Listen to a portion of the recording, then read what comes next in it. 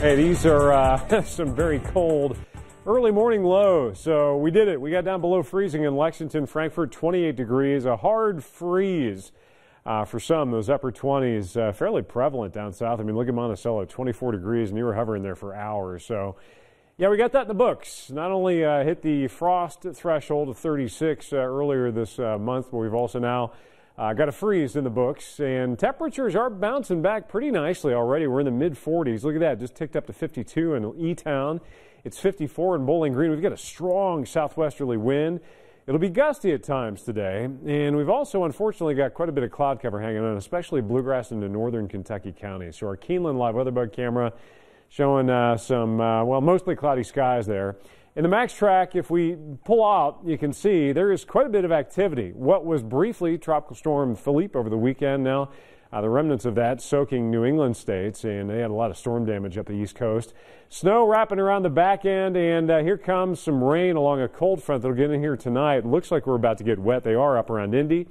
A lot of this moisture is going to be very limited by the time it finally gets in here, and the LAX 18 Storm Tracker Future Track shows just maybe a few showers grazing our far northern counties later on today. I think most of us will be impacted by just some extra cloud cover building in. And again, maybe some stray showers there.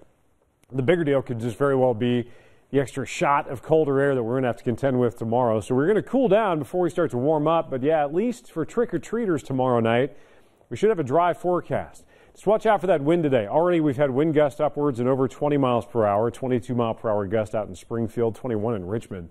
And forecast wind gusts are going to be between that 20 to 30 mile per hour range. Once the front tracks through this evening, though, we'll see that wind start to back off into tomorrow. Now, going out beyond the chill for the trick-or-treaters, we've got warmer air on tap, and this is a very La Nina-ish pattern here with that cold trough up over the Pacific Northwest and some very warm and wet, potentially wet, showery weather tracking our way pretty much starting the middle of this week through the end of the week and even into the upcoming weekend. So it's not going to feel very much like November as we actually get into November. Coincidentally enough, we're also going to have the time change coming up this weekend. Current sunrise for this morning was just after 8 and sunset 6:41. There's the change we'll have by Sunday. It'll start to get darker earlier, and of course, that's beautiful news to people that work my kind of shift. Everybody else isn't all that jazzed about it. Mostly partly cloudy, gusty. A stray shower up north is a possibility, so watch out for it. Mainly we're talking up around Covington. We may have a few showers in our northern counties today. Most of us will stay dry, and we do warm up compared to yesterday, but even the mid-upper 50s, still below our average high.